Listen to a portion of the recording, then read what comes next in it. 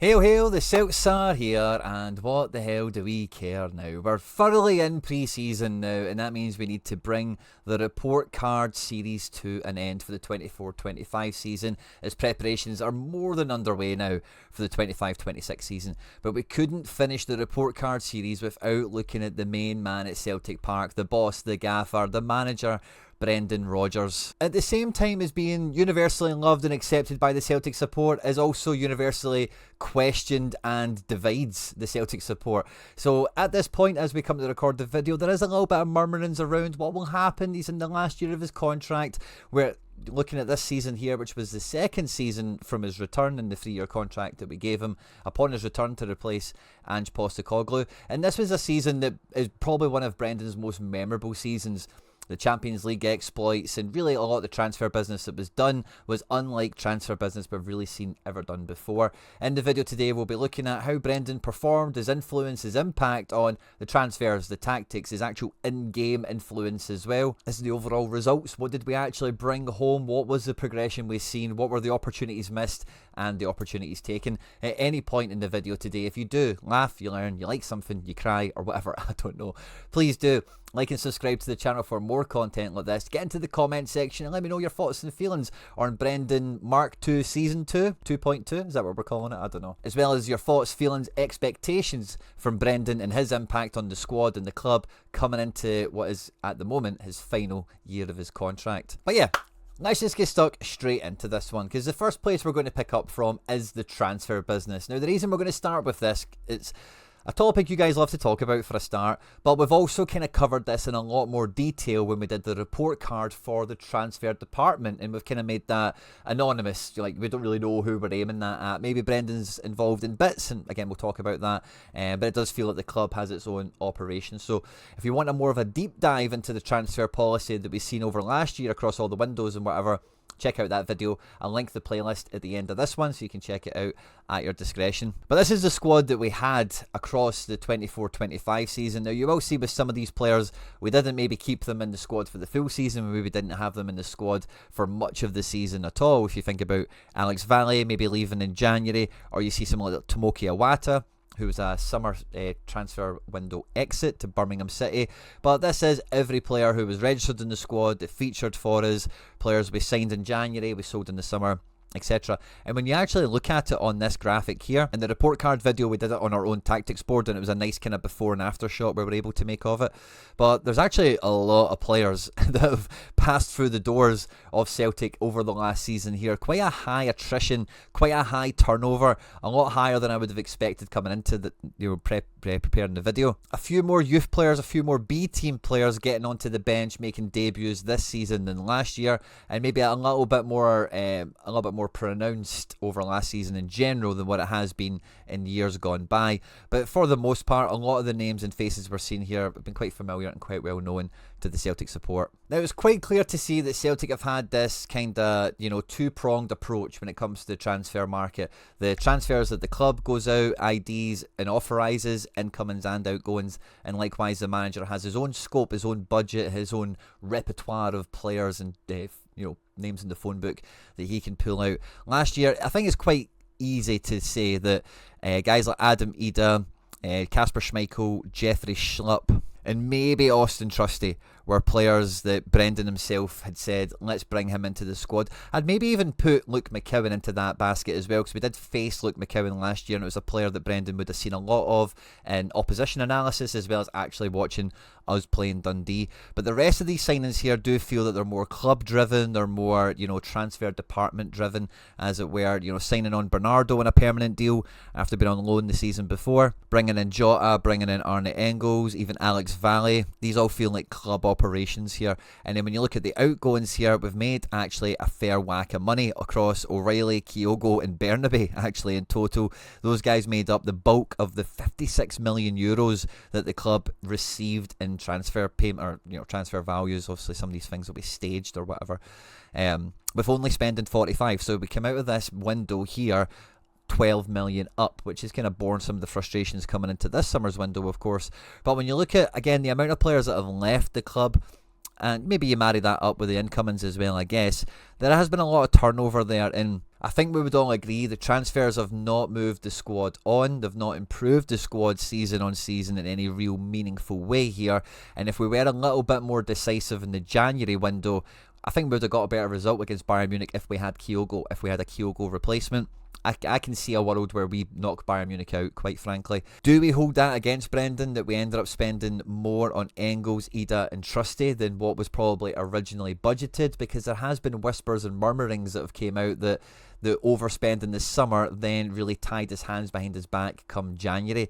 And that was the time of the year where, getting Jota in was lovely, but had we also got Kvistgarden or Raul Moro or like another actual forward-based player to come off the bench in those Bayern games, I think it would have made a massive difference to how that ultimately panned out, and ultimately really how the failure of the treble would have maybe been different had we went and got another forward here. So again, I'm unclear whether I want to say this is a Brendan Rodgers failing or a transfer department failing or whatever. But we needed a left back in pretty dire straits, and bringing in Jeffrey Schlupp from that whole like Brendan Rodgers, Premier League connections phone book kind of angle is what it felt like.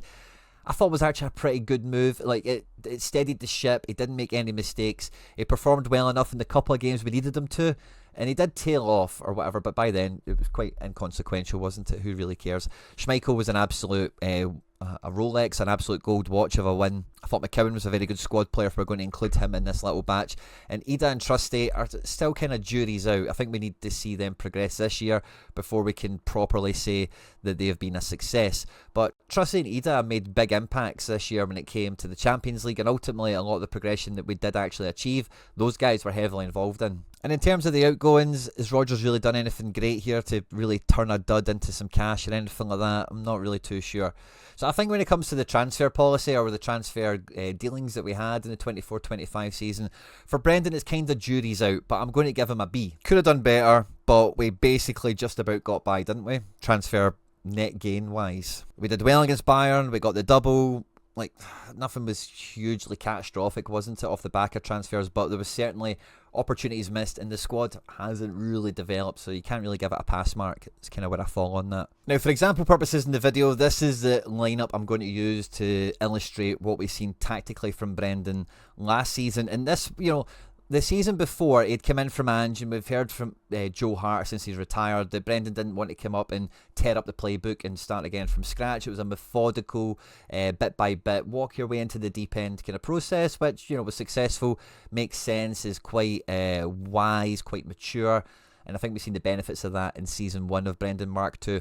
This year, we did expect there to be more of a development and evolution, and I'm not so sure we got it, to be honest with you. Whether it was Kyogo or Ida up front, it felt like in the matches that were tighter, we really did just bury them into a crowd of defenders against St Johnstone's, Ross County's, Dundee's, take your pick of whoever we might be talking about, and found it really hard to find them. A lot of teams bank up in this kind of shape that we see here, with either a back five or a midfield five, and just make it really tight and really hard for us to open teams up. We want to play, and we see it in the Champions League in the good performances we had against Bayerns and Leipzigs and whoever else, that we want to have space to run into. We've got creative players, we've got very effective attacking players that in a fight, an actual football match, back end to end, mano a mano, toe to toe, we've got some great weapons, we've got some great outlets here. And against this type of system, which isn't a surprise to any Celtic fan, anyone that's watched Celtic more than 3 weekends, I think can see this is the way that everyone sets up against us. You need a different type of player, you need a different type of solution, you need a different type of route to goal. And as much as we were very free scoring across the year, the tactics that we set up with weren't that different to the year before. If anything, they were maybe a bit more evolved on, where previously we would see a lot of O'Reilly taking some turn at being the press support, the midfielder that will support the striker and harrying the defence if it was on this side of the pitch, and sometimes we would see Hatate having a shot at doing that as well. And between him and O'Reilly, they were a nice kind of pendulum around McGregor. One would go, one would sit, and they would kind of rotate and revolve for one another, which was a nice piece of symmetry.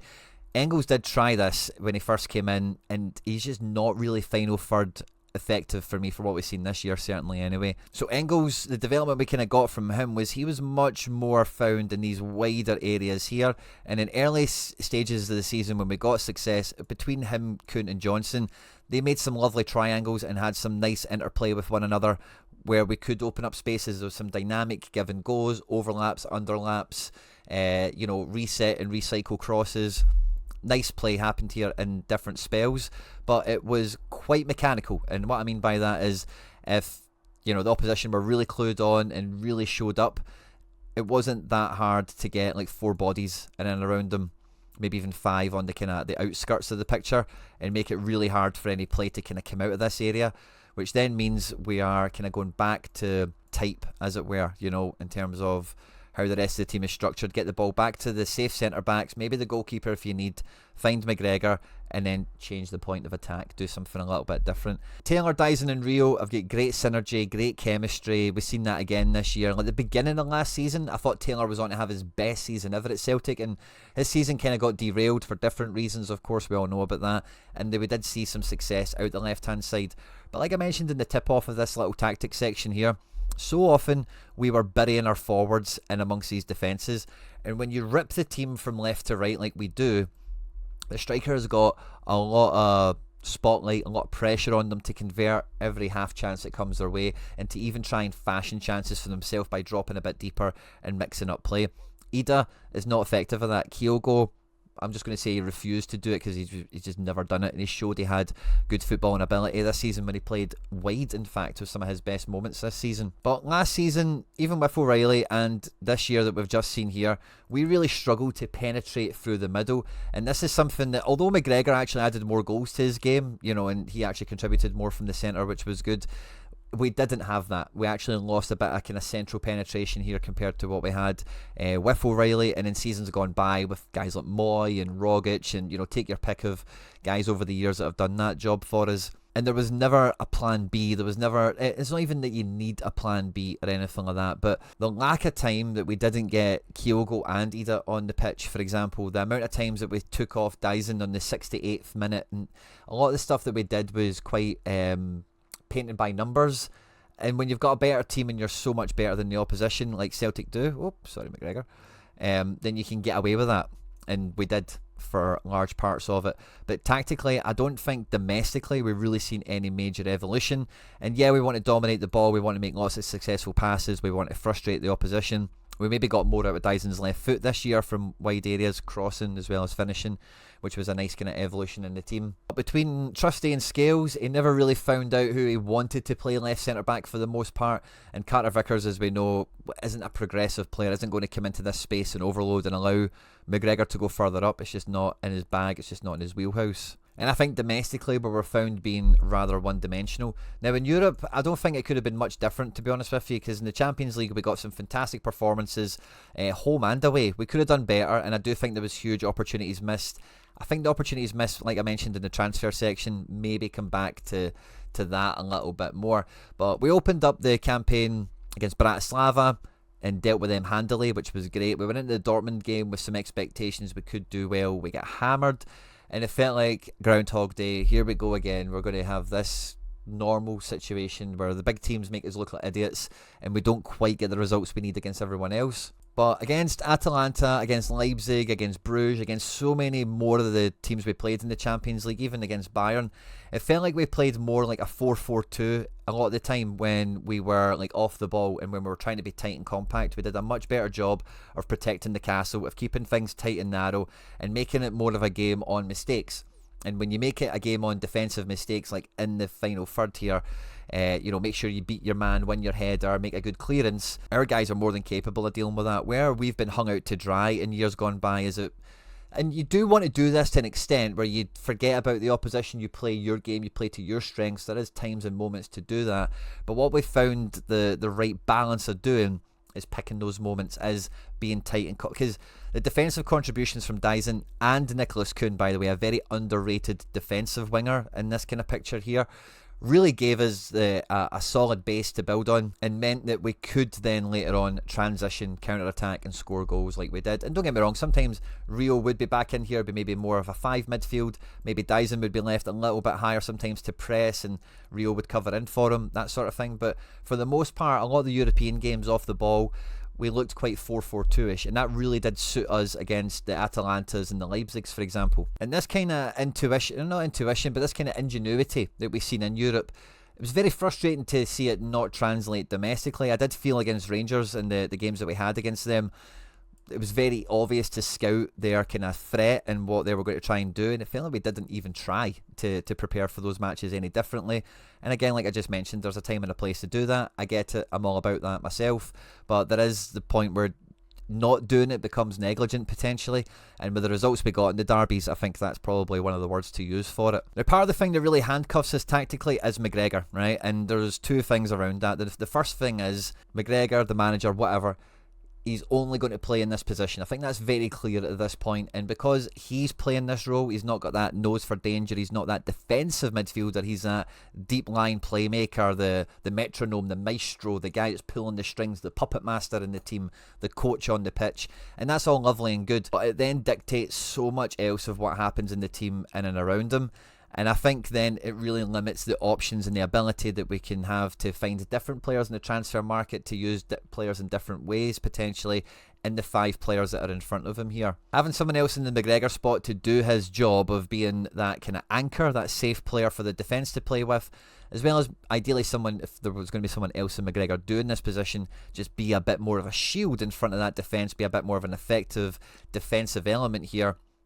You could get McGregor into these spots to play next to Hatate instead of Hatate, whatever you want to do with that. But it can also then just give us more options, more different ways of playing, because some of these guys, and we even see it with McGregor, sometimes it looks like McGregor is in the back three, the way that the team's shaped up, and the way we're building out from the back and where he goes to get the ball.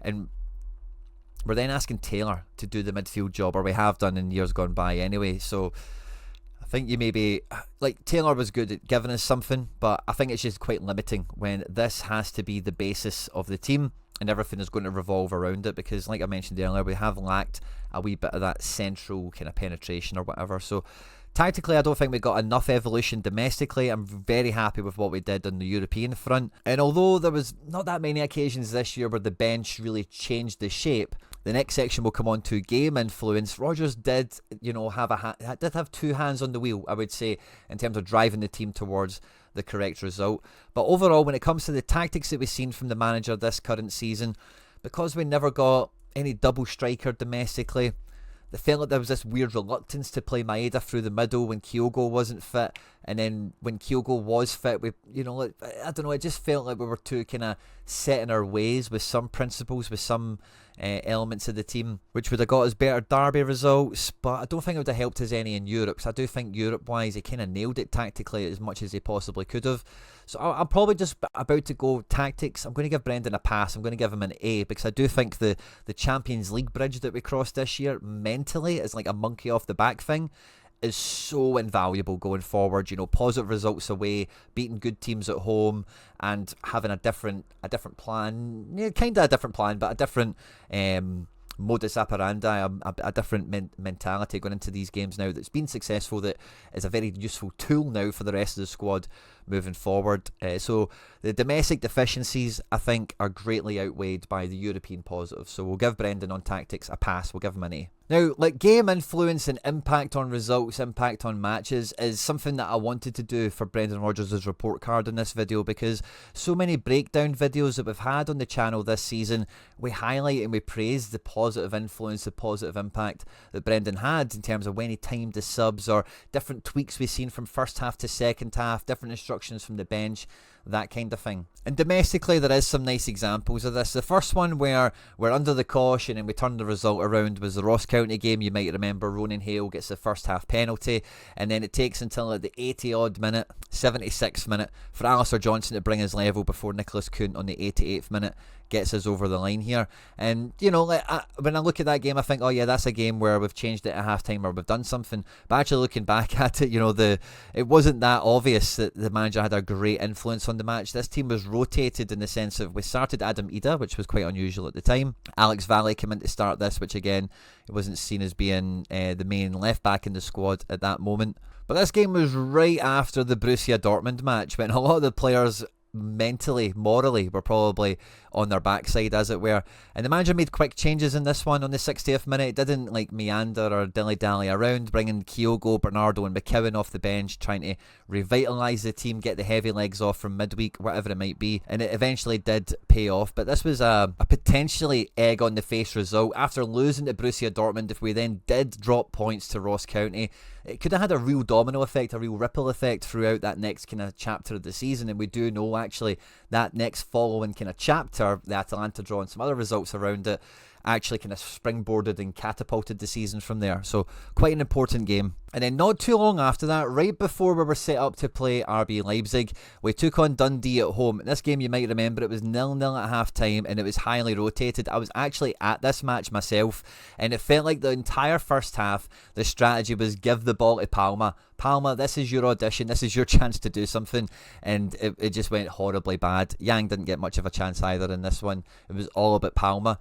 But again, the match was tight, it wasn't really going anywhere in our favour, and Brendan's took the handbrake off. He's made the substitutions a little bit ahead of schedule in the 57th minute here, and we've ended up breaking through and ultimately getting the result, getting the win.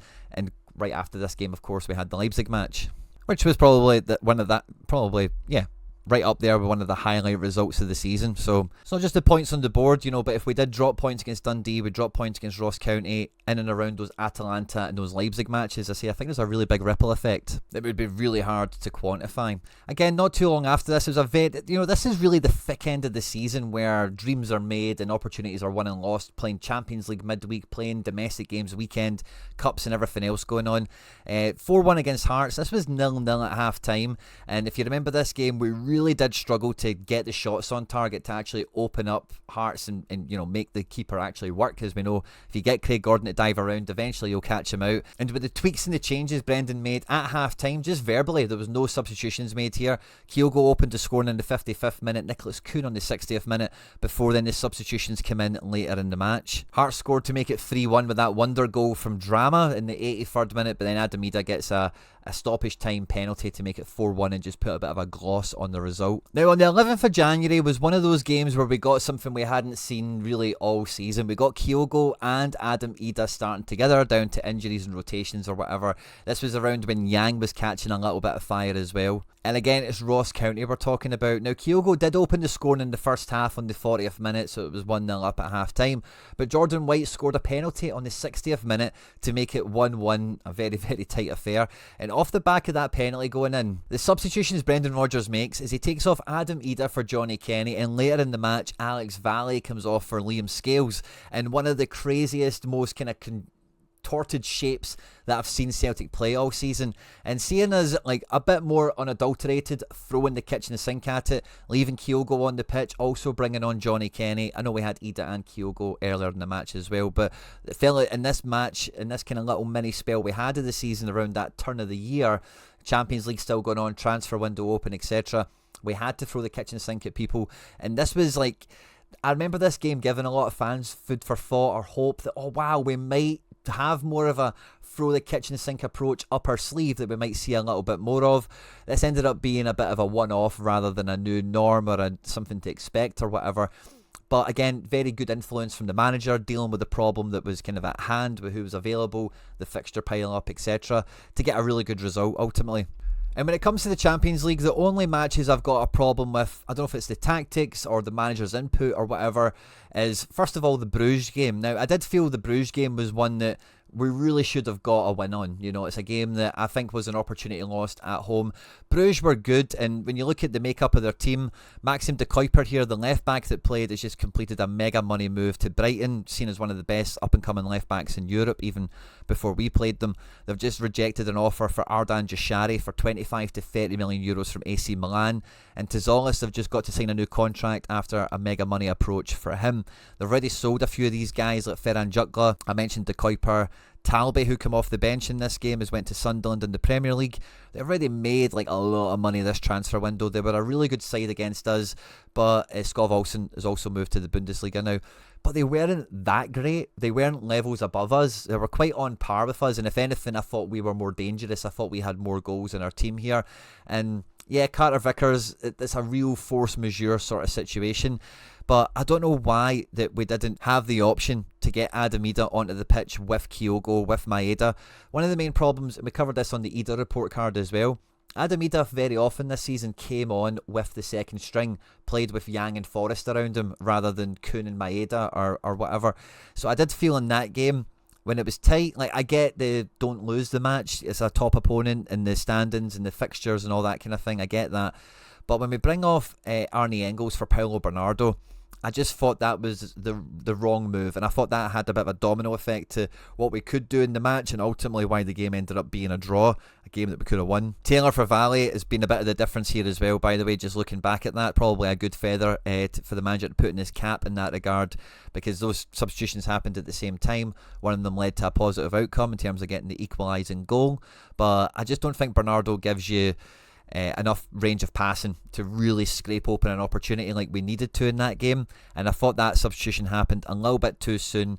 And I asked the question, could we not have played Ida in a 2 up top for about 10 minutes, get the equaliser, maybe get a second, and then take off Kyogo for Bernardo? Maybe do that one as a staged kind of move rather than directly Kyogo for Ida, Bernardo for Engels. Maybe mix it up a bit to have a different opportunity in the match for 10 or 15 minutes. And for the Zagreb match, to be honest with you, again, we all loved Kyogo when he was here and all the rest of it, right? That's all well and good, but we knew Zagreb were heavily injured coming into this game. That's like their 4th choice goalkeeper or whatever that played this game. They were really at a loss for their squad here. A few of the guys were just back off the treatment table. They didn't really have any options on the bench.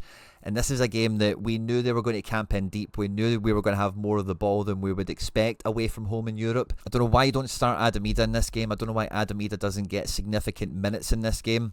Alistair Johnson had to leave at half-time through injury. You kind of deal with that and accept it at the time. I think this was a quietly brilliant match for Trusty, by the way. I thought he was very notably very effective in this game. But to not score, the amount of chances we didn't create in this game, again, there was no option, there was no ability to maybe throw the kitchen sink at it for 15 minutes. Rather than Ida for Kyogo bang on the 72nd minute, why don't we bring on Ida for Bernardo or Ida for Hatate at the 65th minute? Change it up a little bit and then make that next sub Kyogo for Engels or whatever, and tighten up the midfield again. So although there were draws and widely seen as positive results, I really do feel that there was a lack of ambition in those games to get the win. It was more important about getting the draws. And I think those games being draws took a little bit away from the Leipzig win. Because if we followed the Leipzig win up with beating Bruges and Zagreb, we might have actually finished significantly higher in that table. And again, you talk about sliding doors moments and ripple effects going into the January transfer market then, so on and so forth. So, tactically, game influence, those were 2 matches that I thought Brendan could have done more, could have been a bit braver. But again, maybe his experience has taught him to be a bit more conservative in those situations, and maybe that's why we drew one of them. Would I rather we drew both of them rather than win one and lose one? On the point tally, no, you'd rather have 3 points than 2, obviously. But I think maybe the attitude is you either get 2 points or 0. If you kind of risk it, you maybe then open yourself up to losing the point, the draw. So whatever, that's a discussion we can have, I guess. But for me, I did feel that those were opportunities missed. So game influence wise, if I add the Champions League into it, I'm probably going to take it away from being an A into a B. But in saying that, the bench did help the Bruges match, which I did have the criticism for initially, I suppose. So I'm going to go with an A-. It's just a pass, but could do better. And then the last thing to look at is the results. Now, Champions League, we finished in the top 24 or whatever. We got to have 10 matches, which is the most Champions League matches we have ever had in the proper form of the tournament, not including qualifiers and all that malarkey. And overall, we scored some goals, we had some good clean sheets, we made a lot of impressive results in the Champions League, and I think that is firmly a pass. Domestically, we scored 112 goals in the league. We did only bring in the double, no treble, but typically over the last 5 or 6 seasons as I've been clicking through it, we generally score 68, 76, 82 goals across the season. But this year we scored 112. We only conceded 26 as well, which I think is huge. We've not had as solid a defensive record domestically in so many years, probably since Fraser Foster. We had lots of high scoring matches, we had lots of different goal scorers, even to the effect where none of our players actually won golden boots or anything like that. The goals were so kind of evenly spread. Yeah, Maeda had a bit more than average. Ida got to 20 in all competitions eventually, but we had McGregor on 8 or 9, we had Hatate on something similar, AJ got a few, we had Kuhn Look, McKibben got a few as well, so the goals were a bit more spread across the team. I think when you look at it as an overall package for the season, absolutely romping the league, huge numbers, borderline historic in terms of how we achieved that. The double's always like a good signal on it being a better than average season. You know, just winning the league is like bare minimum in terms of expectations, which sounds like a weird thing to say, but you know it's been a good year when you get a double or a treble on top of it. It's been extra special, super dominant, and we just about achieved that. So marrying that in together with the Champions League progression, the actual results, what was brought home, what was the bacon that was brought home from Brendan, it has to be a pass. It has to be resounding. Because in terms of actual tangible results and what you can actually look at when the season's done, points, medals, all that kind of thing, there's not really anything went wrong here for Rodgers. Overall, season 2, I think, has been an overall a success, make no mistake about it. But like I've mentioned in bits and pieces, segments of this video, room for improvement, a wee bit of hindsight, better decisions could be made or whatever. Hopefully they all come into it, and next season we see a bit more of a plan B. We have a more robust transfer strategy where we don't find ourselves in that Bayern Munich game or that hunting down the treble situation or those derby matches found short or like lacking something. We want to be competing effectively in all these games and not wishing like, oh, I wish we did better in the transfer window or any of that malarkey. I think Brendan Rodgers will sign a new contract before the season's out. I don't see any reason why he would only come back to do this kind of short return to the club. I don't think it repairs his reputation in the way, like it repairs his reputation a little bit in that regard, but the repair to reputation that he wants to do, as well as the job security that he has here, which is unlike any job security he's going to have at any other team, and the control, the influence he has internally, is really, you know, the kind of the Alex Ferguson sort of position in the club, isn't he? I don't think there's any category where I think Brendan thinks I'll be better off somewhere else or I've done all that I can here. Far from it. So I expect there to be plenty more to come from Brendan, and I, for one, I'm up for it. I'm looking forward to it. Let's back the manager and let's see how well we do get on in this transfer window, though. Let me know your thoughts and feelings down below. On screen there now some other stuff that we've made that YouTube thinks you might enjoy. Please do hit the subscribe button for more content like this as well. Hail, hail, and won the hoops.